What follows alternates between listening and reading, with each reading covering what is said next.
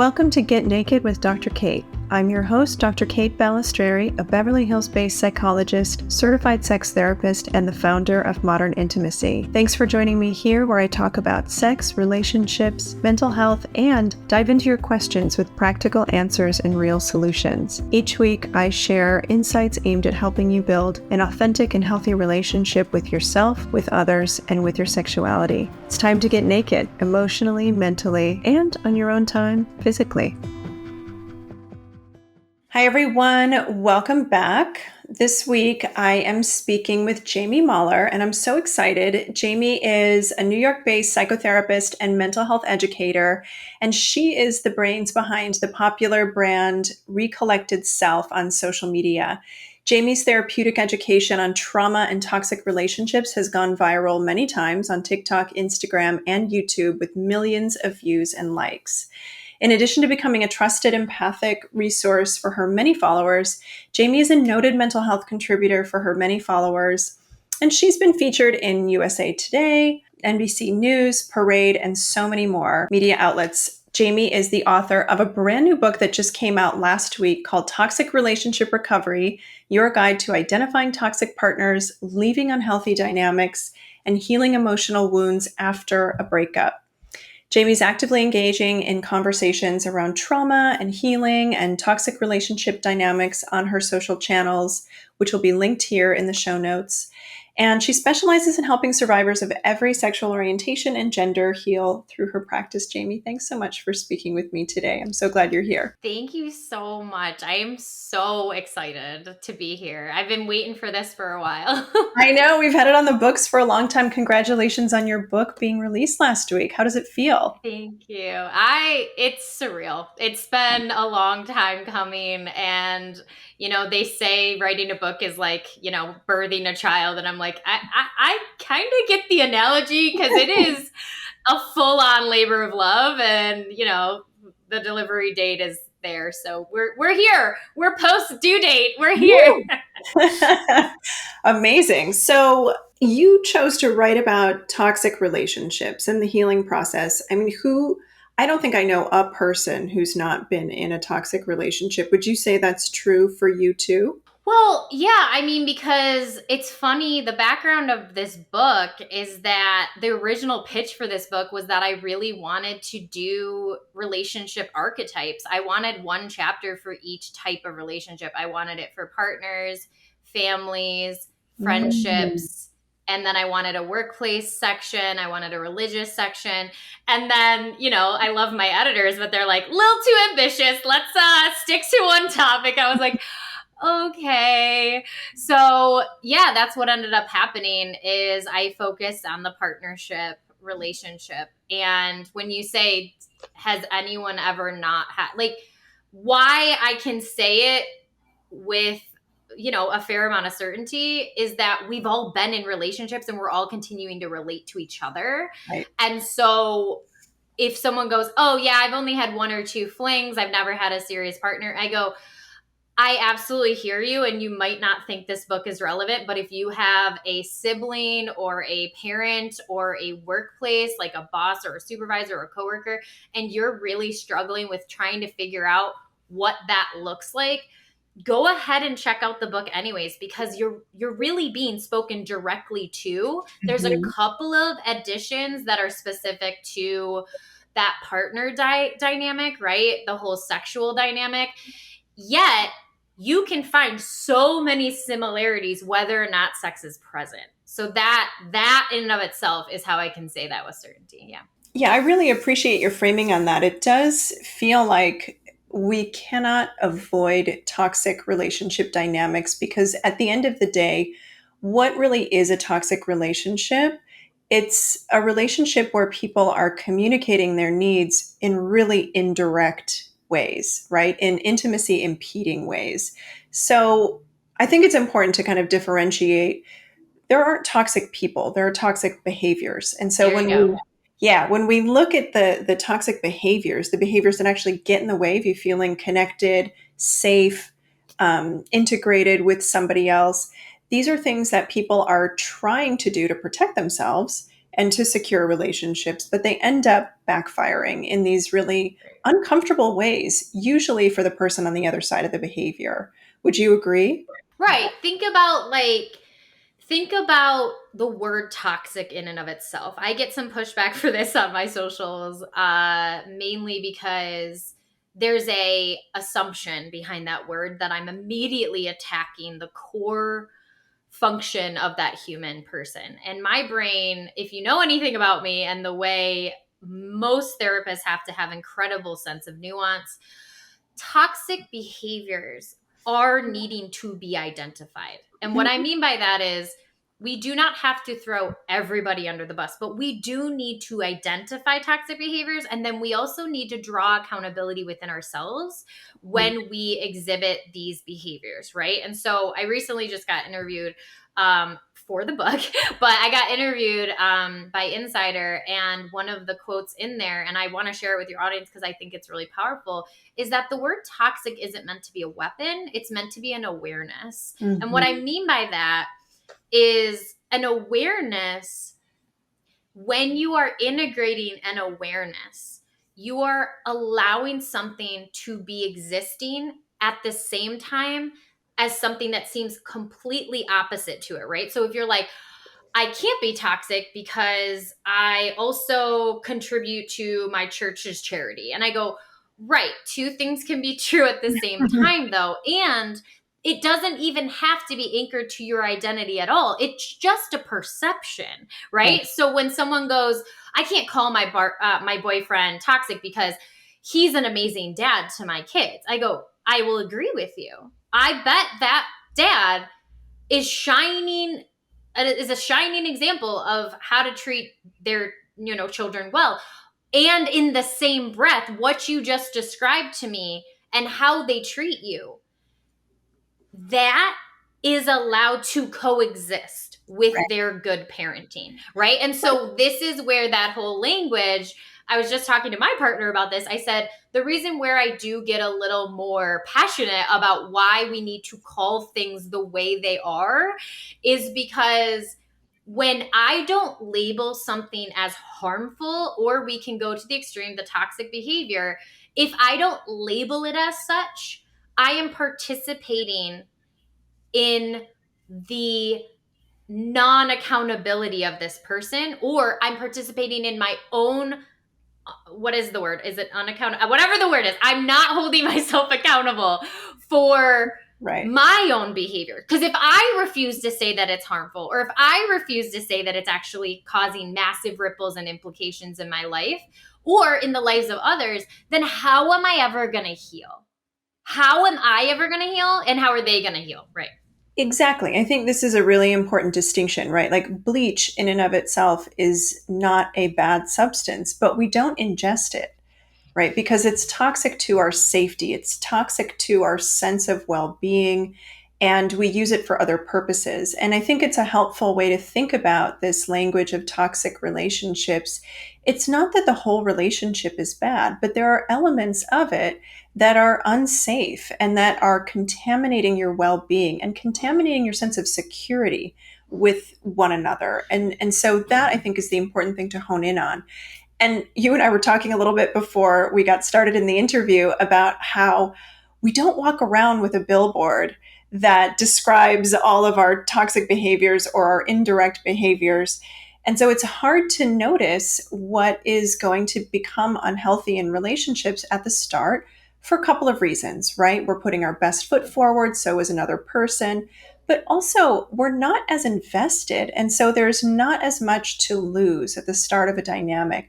So the closer you get to someone and the more you have to lose, the more invested in self protection you are if you don't feel safe in that relationship dynamic.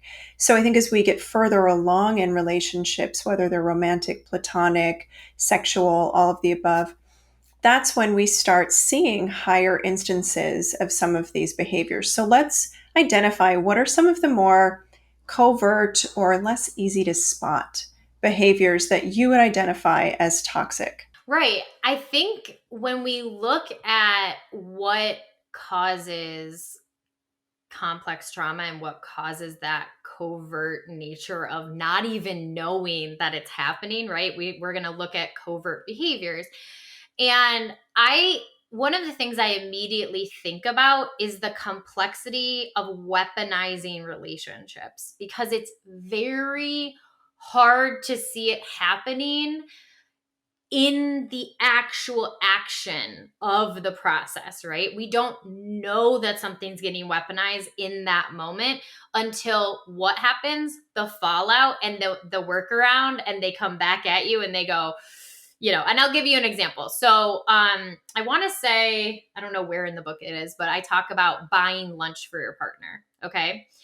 And there's a word I use in the book called buffers. And people use this term for a bunch of different things. But in the book, in the context of relationships, I'm using the word buffer as a sign to look out for, right? So we're wanting to look out for relationship buffers. What is a relationship buffer? Let's just like work it out, and you'll get this more in the book. But the buffer is, I'm utilizing something, whether that's a word, a phrase, a affirmation, maybe it's a gift, maybe it's a maybe I go pick up something for you at the pharmacy, or I never come to one of your open mic nights and I come tonight, right? A buffer is, I did that for the sole purpose of weaponizing that against you. Okay, so you got to kind of stay on the train with me. So let's go back to buying lunch. I bought lunch for my partner. But what you don't know, and what the coworkers don't know, is that the night before, we got in an incredibly, very intense emotional exchange right before we went to bed. And we never resolved it. Nobody said sorry. Nobody said anything. It was just, we were exhausted and we're like, just put a cap on it. We have to go to bed. Then you wake up the next morning and I wake up and I go, okay, I don't really know how to communicate this. I don't really have any sense of, I don't even really want to say sorry.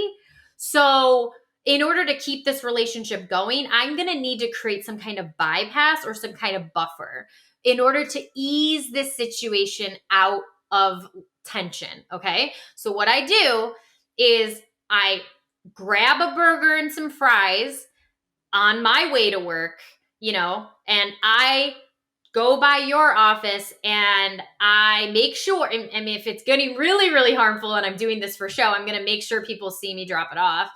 And, you meet me at the door and you're notably flustered and you're like, what are you doing? You ask me, what are you doing here? And I go, what? I can't buy lunch for my partner anymore? And that, do you hear it's an all or nothing prompt. This is where I'm going to, you're going to learn all this stuff in the book, but it's an all or nothing prompt. I teach people all the time.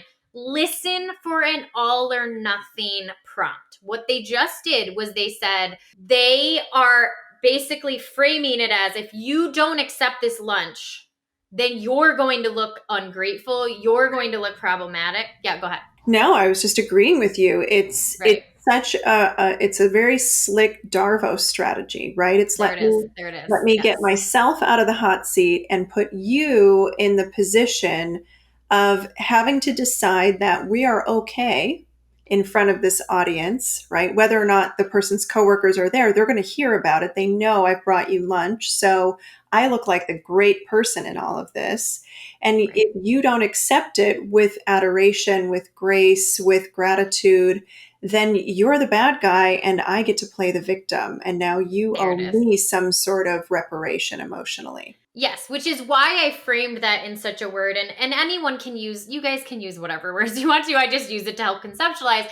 But the reason I use the word buffer is it's literally trying to buff out something that needs to be noticed. Okay, so you actually need to notice that there is an inherent damage to the car, but you just like buffing it out and pretending that it doesn't exist is actually exacerbating the problem underneath. You're not noticing the problem underneath. You need to actually look at the issue and not try to create some kind of like bypassing of the issue. Well, if I'm now the partner that got lunch, This is exactly why I'm glad you spoke to it. So, like, I'm going to flip the role play for a second. If I'm the partner that received the lunch, you are absolutely right, Dr. Kate. This is exactly what it is. It's a catch 22. You're damned if you do, you're damned if you don't.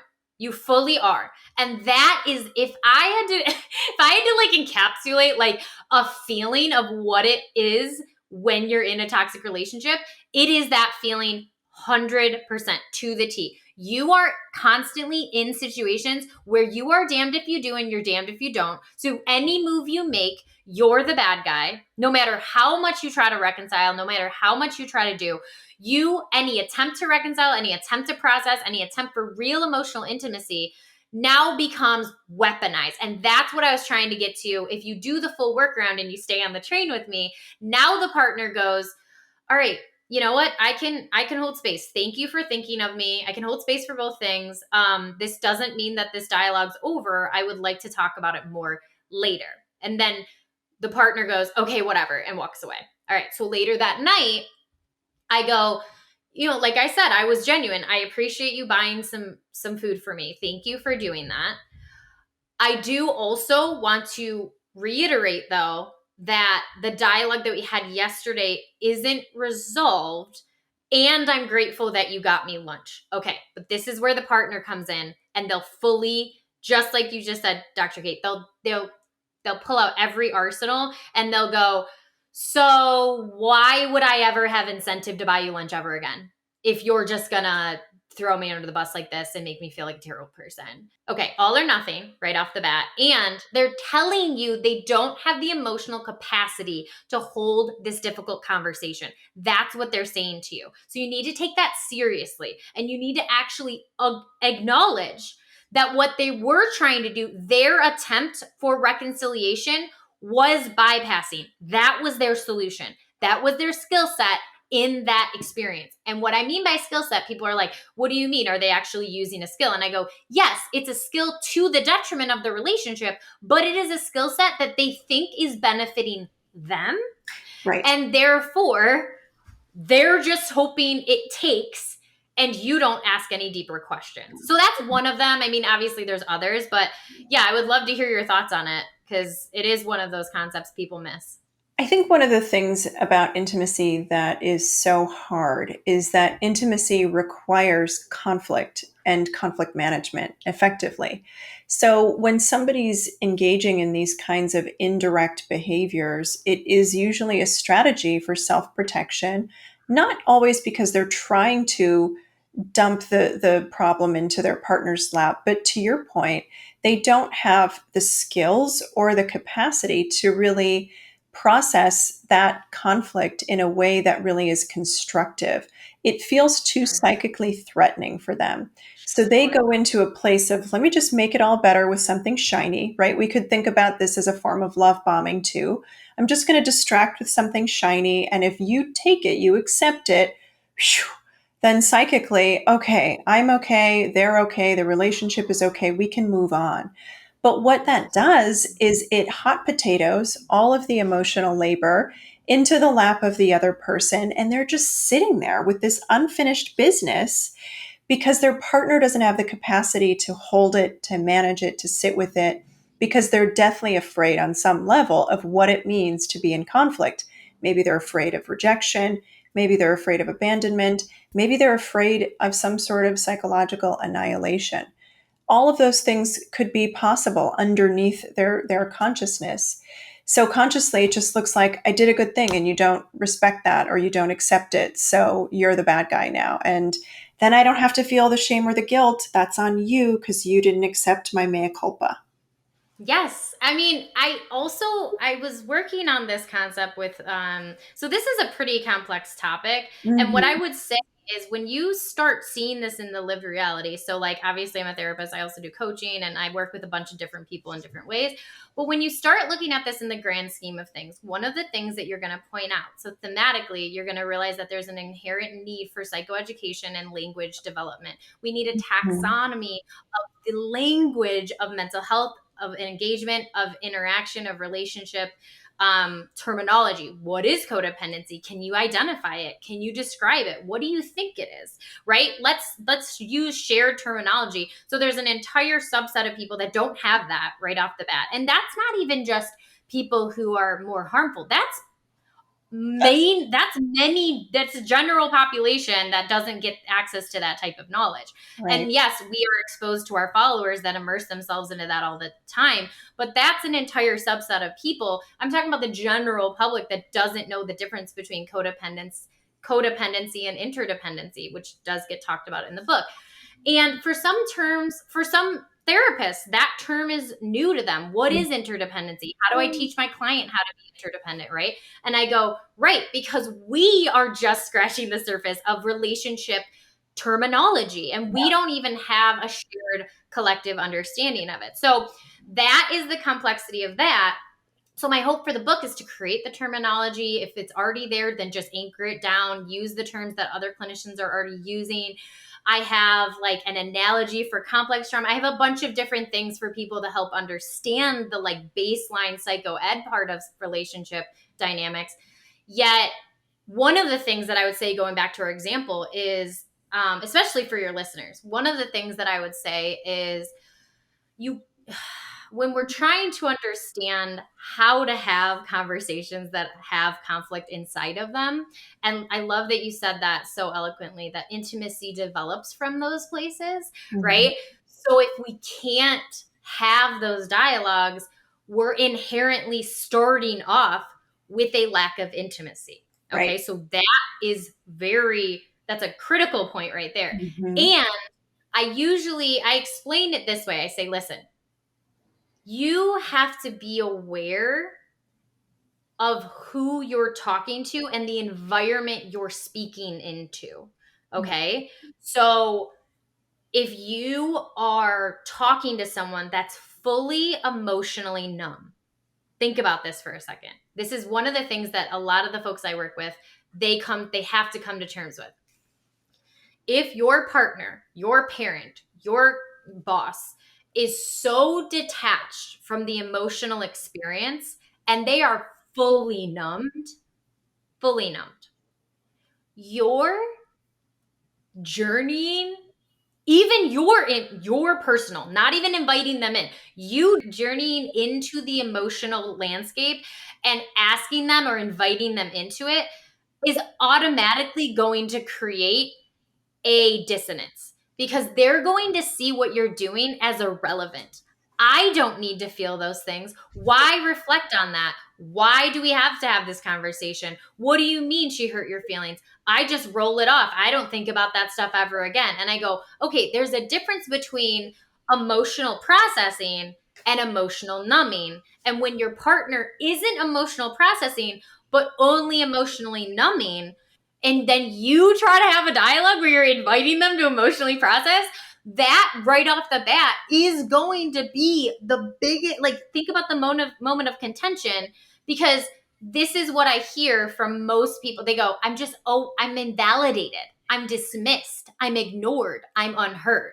I go, right, Yeah, I'm so glad you're bringing this up because that's the capacity piece. That's the skill piece. If somebody's main strategy is to disconnect from their emotions and kind of numb themselves, another way that we might think about this is if they're a bit alexithymic, right? They have a right, difficult time identifying, naming, and communicating their emotions. They still feel them, but they don't know how to work with them, right? So they sure, they just psychically like cut themselves off from it when it does arise in their bodies.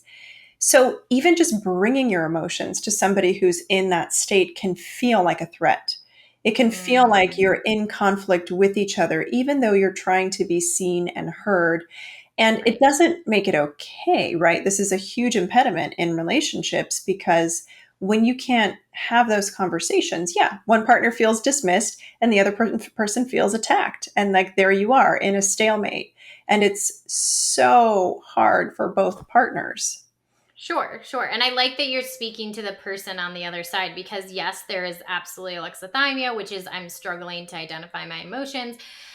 And then we also have many people that have spent decades actually like either physically numbing something, like so you never Mhm. see them. And I mean, I have people in my life that I never see them sober, and people are like, do you know a lot of people with alcoholism? I go, no, they're just always like sedated in some way. They're either on Clonopin or they're on, and I'm not against psych drugs, but like when you're constantly sedated, or like when you're constantly on like a sedative, like even Yeah. cannabis, like if you're constantly on something and someone goes, I don't even know how to like touch the emotion, I go, right, I mean, you can speak to me, I share my stories sometimes, like I spent a long time in that numb space. Like I Yeah. would be numbing it with either substances, or then eventually psych got in, like psych came in, and I was doing, like not doing, but I was getting prescribed a lot of benzos.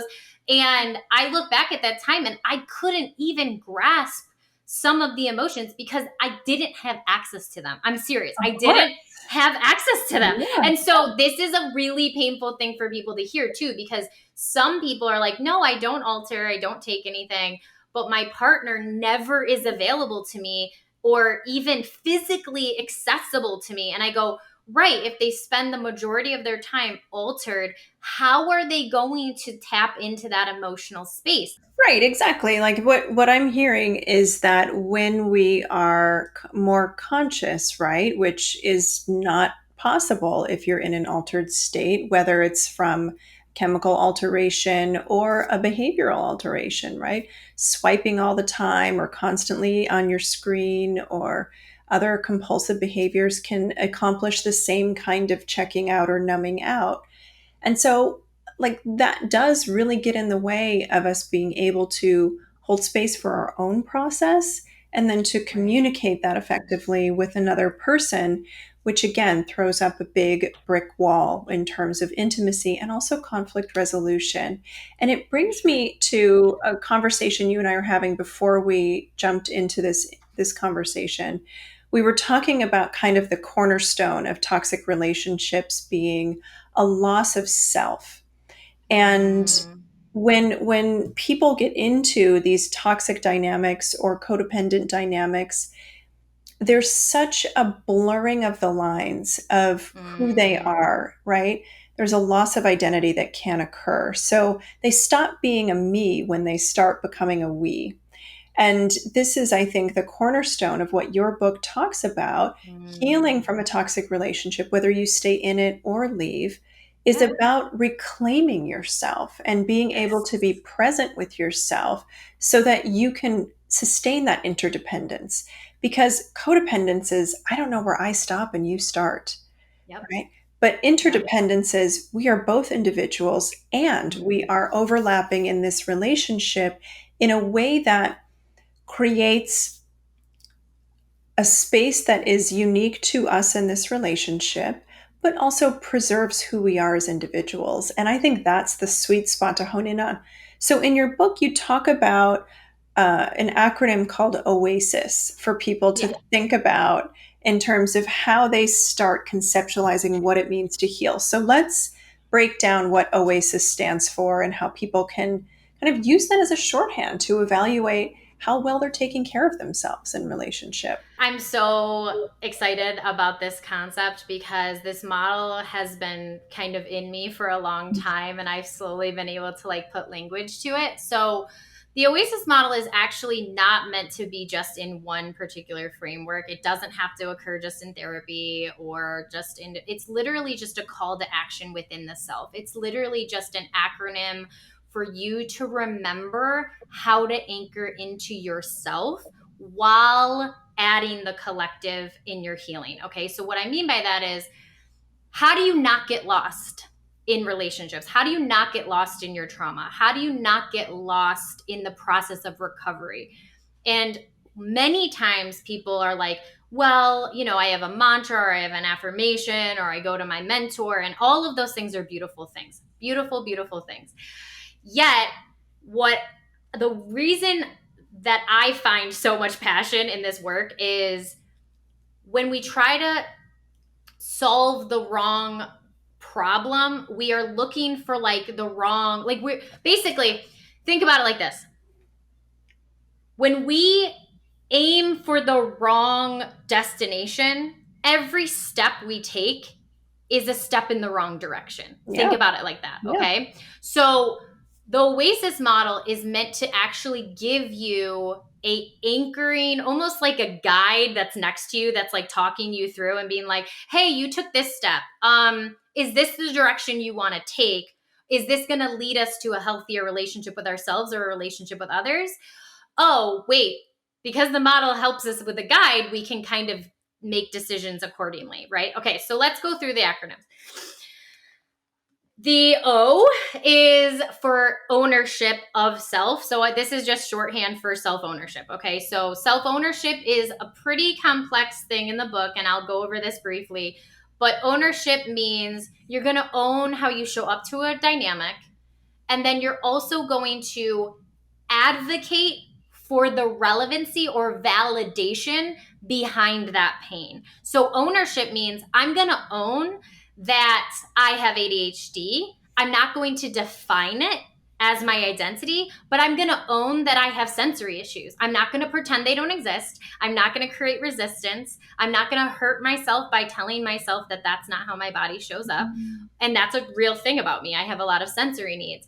And so, in order to not reject the self, I own that, but I don't embody and identify as it. Does that make sense? So I'm not the quirky girl that has to turn the lights down low. I'm literally seeing it as legitimate, and I'm validating it inside of me. So Yeah. I don't treat it poorly. I treat it with honor, and I go, that's reasonable to So, advocate for. so Yeah. it's about personal accountability and not dismissing yourself, right? It's really Right. about honoring the gestalt or the totality of who you are, and making no apology for it, but also not using it as an excuse, is what I'm There you hearing. go. Because think about ownership as, and this does happen in mental health, and we do have to be wary of it, that some people latch onto a diagnosis and then they use it for every single thing that goes wrong. So, and I know that that sounds very callous, but in reality, we can have these issues and hold ourselves accountable for healing through those issues, right? So, what does the A stand for if we're moving from So, ownership yeah, to? I want to. I want to make sure I'm going to try to not get hung up forever. But yes, A is authenticity. A is authenticity. And that really, like, of course, that could be a whole episode, but authenticity is about radical honesty, folks. Yeah. Like, I can't heal if I'm not honoring that I'm actually in pain. Okay. So if my partner is emotionally or physically abusive, or I'm miserable and I'm showing up with those harmful traits, authenticity looks like having a very real conversation. So let's say your partner's being abusive to you in the emotional space, okay? Authenticity looks like what is really actually happening in reality without me creating a bunch of flowery language, without me being like, oh, they're always like that, without using humor. I'm honest and I'm showing up and I'm saying, this is the reality of the situation. And then going into the self, if we're doing the recovery part of authenticity, you're asking yourself, how did I get so detached from my authentic truth? Mm-hmm. How did I miss out that I was miserable for the past 10 years? What signs did I ignore? What parts of me did I diminish? And most of those, let me tell you, were probably because you were weaponized you were outright asked to reject parts of yourself. And many people agree and they do reject parts of themselves. If you have a hobby and your partner actually says, I need you to not smell like manure, okay, let's validate that for a second. Sure. But you need to have an honoring conversation of both parties and go, okay, how can we work through this without it becoming weaponized against me? Because if you're going Yeah. to be passive aggressive and being like, oh my God, who let the cows out when I come home from the stables, Mm-hmm. that's a harmful dynamic. What I hear is that we have to kind of think about, is my authenticity, is somebody trying to snuff out my authenticity with their requests, or are we in a place where we are negotiating so that we both get enough of what we need in the situation where we might have competing interests. And that's really the defining hallmark of a healthy relationship is, are we looking out for each other's best interests as much as our own and negotiating for a win-win? Or is somebody trying to control me and take away Right. everything that is important to me so that they can be 100% or mostly maintained or satisfied? And that's not a healthy Right. dynamic. And that exactly that leads us to self-sovereignty, which is the middle S of OASIS. And self-sovereignty is actually about this radical notion that you are the authority over your life. You are the authority over your life. You are the person that has the ability to call the shots Mm, for what you want out of your life. And people go, how does that work with a partnership? And exactly that example you just brought up, Kate, is think about it like this. Self-sovereignty is not power over anyone. right. It's power over the self. It Mhm. is embodying your own individual, authentic self. And so self sovereignty in that situation would be like, so I hear that you're upset about the stables. So I'm planning on going 2 times a month. What I'm hoping us to establish is that this is a hobby that I care dearly of. I understand that I'm not going to be able to probably keep it up as frequently as I did when I was single. And it is something that I highly value, and it's been part of my life for 20 years. So I need you to understand, because think about it. The sovereignty is I'm coming from a place of my known self is so identified that I can say that with certainty, that Mm. I'm not willing to completely change who I am and stop loving horses because you don't like the smell of manure. Again, a healthy partnership is one where you get to have individual interests and needs and activities, even if your partner thinks it's weird or dumb or smells funny and it, is aversive to their nervous system for whatever Sure. reason. Yeah. And then the goal is, how do you negotiate that? So those 2 times a month, so a self-sovereign person would say, this is really important to me. I appreciate that the smell is an olfactory assault for Yeah. you. And at the same time, maybe go do one of your hobbies and There you go. plan to be home after I'm home so that I can take a shower and wash my clothes and you never have to smell a scent, right? Like, this is a negotiation. Yeah, and that's why I said we're two adults, and the Mm. people that are actually able to have these kind of conversations, the ones that are developing the skills around these conversations, you'd be surprised that a conversation like this, like if you're a listener and you're going, man, how would I deal with that? Because if I grew up for doing horses for 20 years and my partner was like, don't do it, how would I navigate that conversation? And I go, you're right, because you are going to come across these like they're going to be distinct, dissonant points that are opportunities for you to figure out how to come to a reconciled place without being passive aggressive about it, Right. right? So when partner agrees to 2 times a month and you go, oh yeah, that's when I go bowling anyways. So, and yeah, the bowling alley kind of smells stale too when I come home. So I guess I hear what you're saying. Why don't we just have that on the same night and then we'll take a shower and then we'll, be all clean together and maybe we'll have sex later or something. That's fun or whatever. And maybe it's an opportunity for you guys to get closer. Maybe it's something to look forward to that night because you both know you're going to be super clean and all ready and, maybe it'll be something fun to look forward to. Because when two adults are able to navigate, you can actually turn something like that into an opportunity to get more intimate with each other. Right. Well, it doesn't have to be a threat to your own identity or to the relationship if your partner likes something different than you do Yes. and wants to prioritize that in a securely functioning relationship. But toxic relationships are not secure. So this is why it feels like such a big threat. Okay. So we have the O, the A, and the S. Yeah. And then we have the I, which is interdependency. And interdependency it's so funny. I talk about this in the book. I go, listen, the word dependency doesn't need to be a bad word. We just misunderstand what that is, right? So interdependency is you probably got this. I don't know if Kate's mentioned it before, but in interdependent relationships, what you're really acknowledging is there is a collective energy that is being fueled and there's an individual energy that's being fueled. And then there's the coming together and trying to negotiate those two terms. Okay. So interdependency looks like, I use the example of like a flower outside, right? A flower is a flower, right? It's an independent sourced thing where one dandelion pops up and I go, that's one flower, right? And I'm like, cool. So I can acknowledge that that's an individual functioning flower.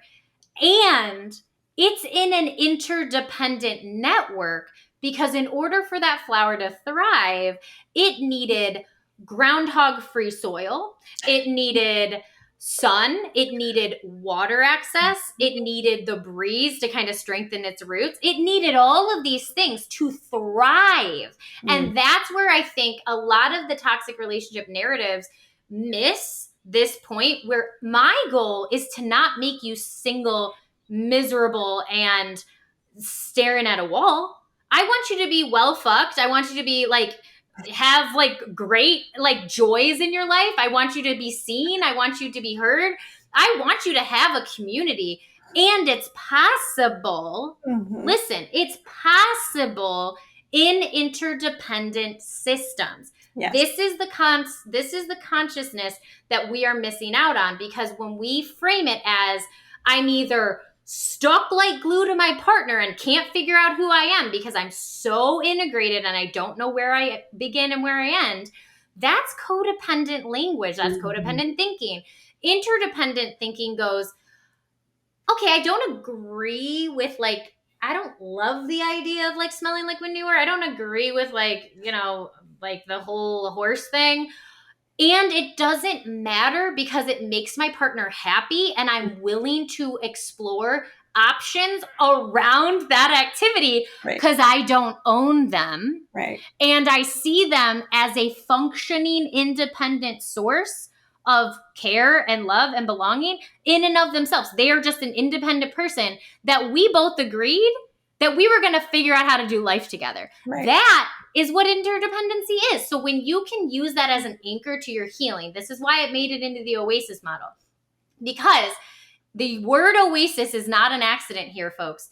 It is about you being the source of your own conviction and your own truth. Okay, so the last one is self-advocacy. And the reason why self-advocacy is the last one is it's actually more of a collective of the four. The reason why self-advocacy is there is because in every single element of OASIS, in order to reach like a very deep part of your processing, you have to acknowledge that some of your healing is going to be begging you to create more self-advocacy skills. And what I mean by that is you have to validate your pain in self-ownership. In authenticity, you have to advocate that you like purple and nobody else likes purple. You have to start advocating for your authentic expression of self. You like purple hair? That's great. Nobody has to agree with you, but you have to advocate that it's valid, that you really are enjoying it. And you also have to validate, hey, I don't like it anymore, and just advocate for that as well. And then we go into self-sovereignty and advocating inside. Oh my God. Self-sovereignty is probably one of the biggest things that you're going to see advocacy coming in. And then interdependency is now you're advocating for it not turning into codependency. When you start seeing your relationship show signs that it's leaning into, I can't do that. Can you see the signs of codependency? That advocacy is, hey, I just need you to understand, like, I can't be available for you 24/7. I know that you trust me. I know that I'm emotionally safe, but it feels like I'm turning into like a therapeutic like space for you. And that's advocating actually for yourself. People think of it as just like an assertiveness skill. And I go, no, you're advocating for yourself to remain in integrity of self. You're advocating for integrity. So here's my takeaway. When someone finds themselves in a relationship where they are constantly exhausted by the relationship, right? It's an unhealthy relationship dynamic for them. the core element of healing is a return to themselves and the ownership of self, the authenticity that they feel, their self-sovereignty, their interdependency, and then advocacy of all of those other four realms. So this is the way to get to a healthy relationship in which you are well fucked. Yes, I love it. I mean, That is a beautiful summary. Love this. Well, thank you, Jamie, so much for coming and talking about your new model and your book. I hope everyone picks it up, even if you feel like, wow, I've done the work. I know all about toxic relationships. I'm a huge fan of reading and rereading things about this because we can always benefit from learning about these dynamics from a different lens and a different voice.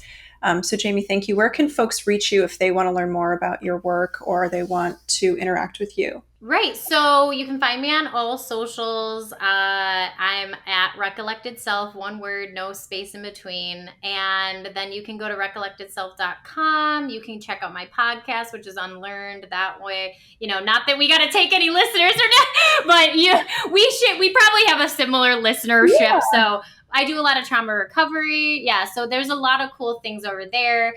And then, just check out any of the links that I have. You'll find all the up-to-date stuff. And the book's out now, so pick up the book. It's at Amazon or Barnes & Noble. It's on Simon & Schuster's website, so you can find it anywhere. Amazing. Oh, thank you so much. Well, I wish you all the best with your book and in your process around it and the success. And thanks, everyone. We'll see you next week.